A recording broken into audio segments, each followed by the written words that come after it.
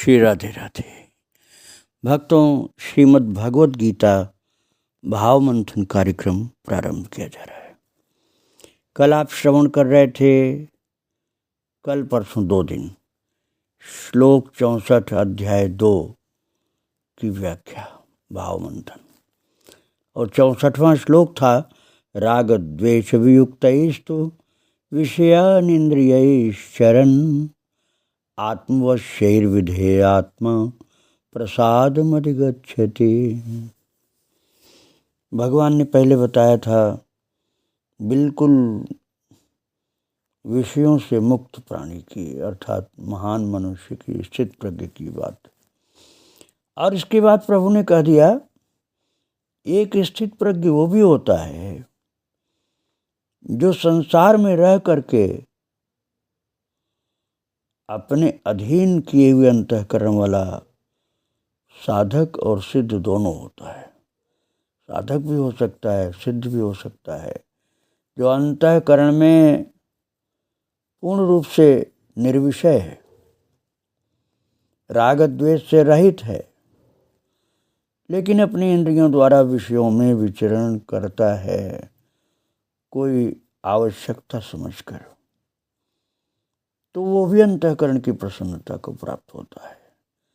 लेकिन वो इंद्रियों को वश में कर चुका, अंतःकरण को पवित्र कर चुका, वश में कर चुका है।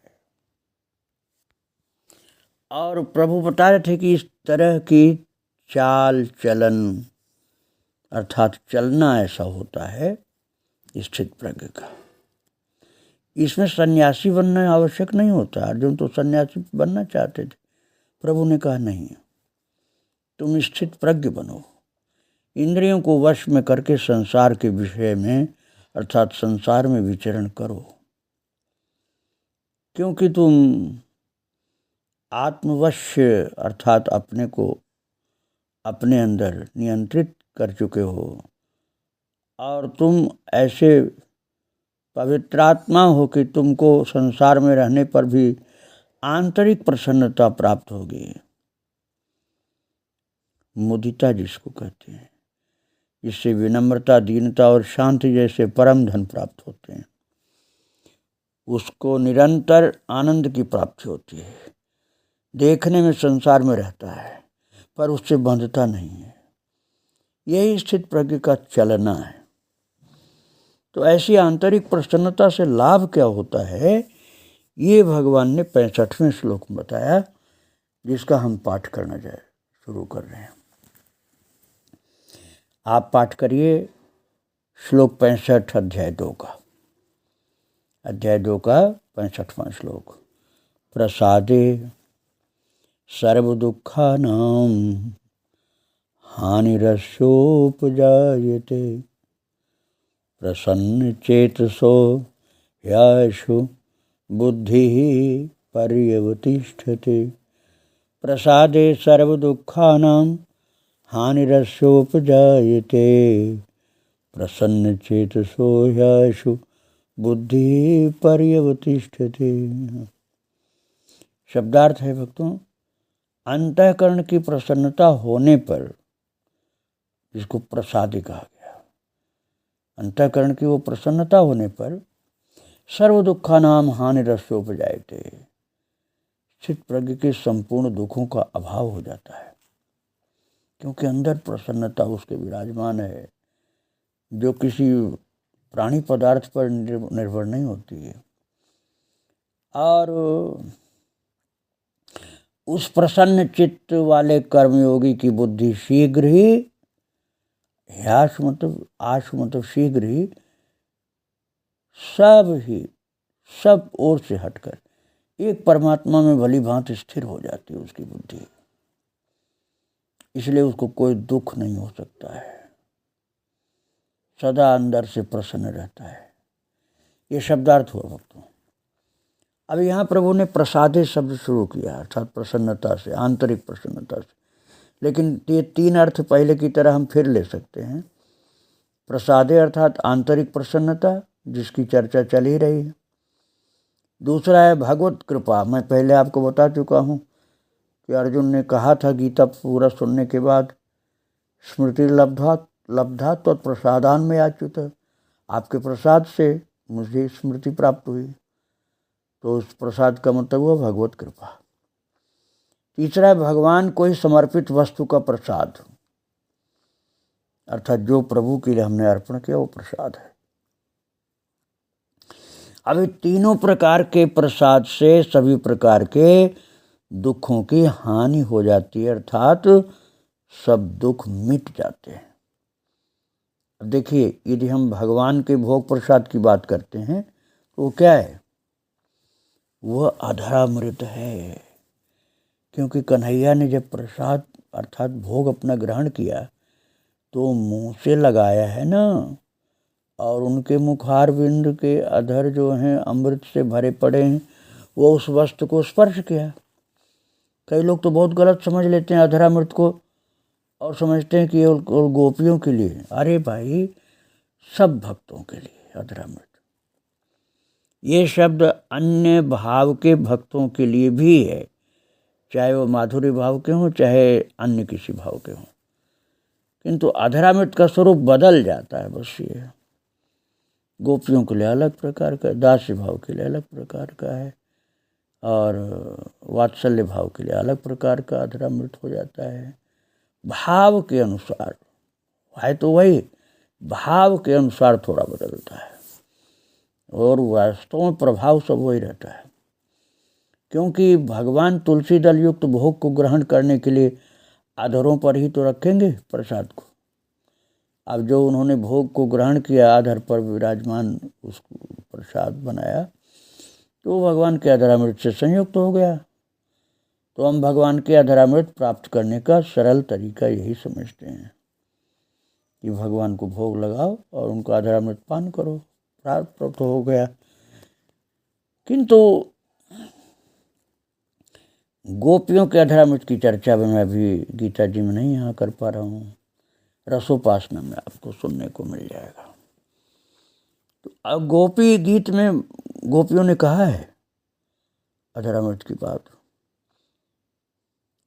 सुरत वर्धनम शोकनाशनम स्वरित वेणुना सुष्ठु चुंबितम।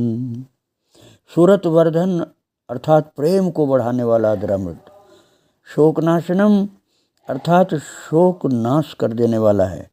यही बात तो यहाँ प्रभु कह रहे हैं, प्रसादे सर्व दुखा नाम हानि रसोपजायते। प्रसादे सर्व दुखा नाम हानि रसोपजायते।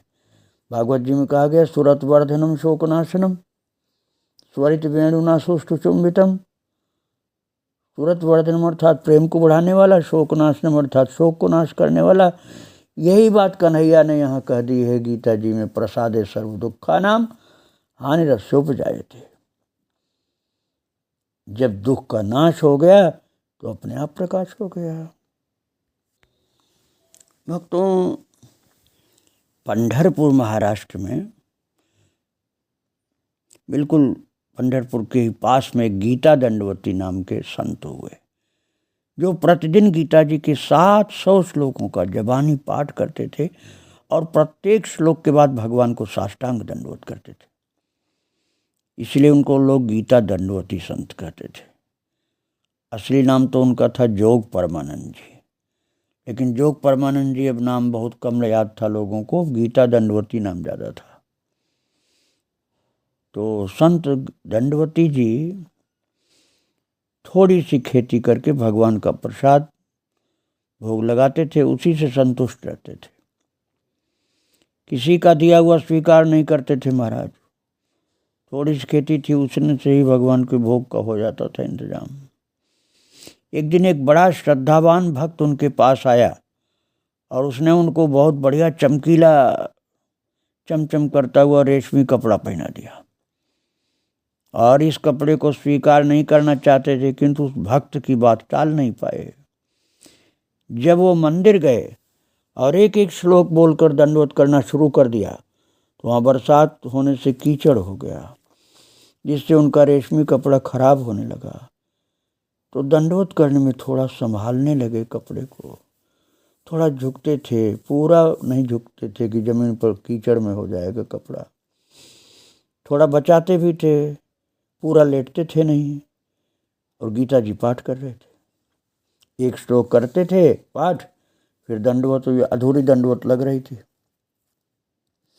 जब उनको गीता जी में इस तरह के श्लोक मिलने लगे कि शरीर और शरीर से संबंधित अहंकार भक्त के लिए त्याज्य होता है, तब उनको अपना ख्याल आया कि मैं तो अहंकार बढ़ा रहा हूँ। तो उनको बड़ी ग्लानि हुई और अपने को दंड देने के लिए तैयार हो गए। वो भागे अपनी झोपड़ी पर, जा करके अपने दोनों चरणों को रस्सी से बांधा, जो बैलों की जुआर से बंधा था, और बैलों को जोर से डांट करके दौड़ा दिया। बैल भागे तो उनके पीछे संत मंडली दंडवती, गीता जी दंडवती, संत दंडवती को बुरी तरह से जो घिसट गए थे, देख करके लोग दुखी हो गए, साधु लोग, ये क्या कर लिया, शरीर को लुहान कर लिया, लुहान कर लिया। पर वो प्रसन्न थे कि मैंने जो गलती की उसका दंड अपने को दे रहा हूँ, और बैलों को रोका नहीं। भक्ति सच्ची थी उनकी, इसलिए भगवान विट्ठल प्रकट हो गए। उन्होंने बैलों को रोका और संत जी को दर्शन दिया। भगवान ने पूछा, तुम ये क्या कर रहे हो, ऐसे क्यों अपने को दंडित किया? संत जी ने कहा, मैंने कपड़ों का इतना अधिक अहंकार बढ़ा लिया था कि आपकी पूजा सही नहीं हो पा रही थी। भगवान ने पूछा, ये शरीर तुम्हारा है क्या? तुमने इसे मुझे अर्पित किया नहीं था क्या अभी तक? संत बोले, हाँ प्रभु, ये तो मैंने आपके लिए अर्पण कर दिया था। तो भगवान ने कहा, जब मेरे लिए अर्पण कर दिया अपने शरीर को, तो ये तो प्रसाद हो गया। अब मेरे प्रसाद को नष्ट करने वाले तुम कौन होते हो? संत ने क्षमा मांगी और कहा, प्रभु, इस शरीर को अर्पित करने के बाद भी तो अपना मान रहा था, कृपा करके मुझे क्षमा कर दीजिए। तो भक्तों, मेरे कहने का तात्पर्य है कि ये शरीर भी प्रसाद है भगवान का। जब हमने भगवान के लिए शरीर को अर्पण कर दिया और उनके भक्त हो गए, और अपने देह को भी, और अहंकार को, और दुर्गुणों को, सद्गुणों को, सबको अर्पण कर दिया, तो भगवान का प्रसाद हो गया, ये अर्पित कर दिया गया शरीर, इस पर स्वामित्व तो नहीं रह जाता। इसलिए प्रसादे सर्व दुखानां हानिरस्योपजायते, अर्थात प्रसाद से सभी दुखों की हानि हो जाती है, दुख कट जाते हैं। प्रसन्न चेतसः, अर्थात आंतरिक प्रसन्नता से, जिसका चित्त निरंतर प्रसन्न रहता है, उसके चित्त में कभी भी दुख ग्लानि प्रवेश नहीं करते। जिसका चित्त प्रसन्न रहता है, उसके पास चाहे करोड़ों रुपए हों, चाहे फूटी कौड़ी न हो, चाहे अनेकानेक भोग पदार्थ हों, चाहे कुछ भी न हो, चाहे महल हो या झोपड़ी, तब भी वो संतुष्ट रहता है। प्रसन्न चेतस ही आशु बुद्धि परिवतिष्ठते, जो प्रसन्न चित्त है उसका चित्त निरंतर संतुष्ट रहता है। उसकी बुद्धि आशु अर्थात शीघ्र ही, परिवतिष्ठते अर्थात पूर्ण शुद्धि को प्राप्त हो जाती है, स्थिर हो जाती है। आशु का अर्थ है तुरंत, इसलिए भगवान शंकर का नाम है आशुतोष। आशुतोष तुम अवधर दानी। तो प्रसन्न चित्त, आंतरिक प्रसन्नता यदि किसी को होती है तो बुद्धि परिवतिष्ठित हो जाती है, सदा प्रसन्न रहता है, उसको कोई दुख नहीं होता है। ये प्रसाद का लाभ है। प्रसाद अर्थात प्रभु की कृपा, भगवद अर्पण की हुई वस्तु, और भगवान के लिए उनकी ज्ञान भक्ति के द्वारा जो आंतरिक प्रसन्नता प्राप्त हुई, उससे ये सब लाभ होते हैं। और अब अगला श्लोक आएगा 66वां, जिसकी चर्चा हम कल करेंगे। आज प्रभु को प्रणाम करके और उनके परम प्रिय भक्त अर्जुन को प्रणाम करके यहीं विराम दे रहा हूँ। श्री राधे राधे, जय श्री राधे राधे।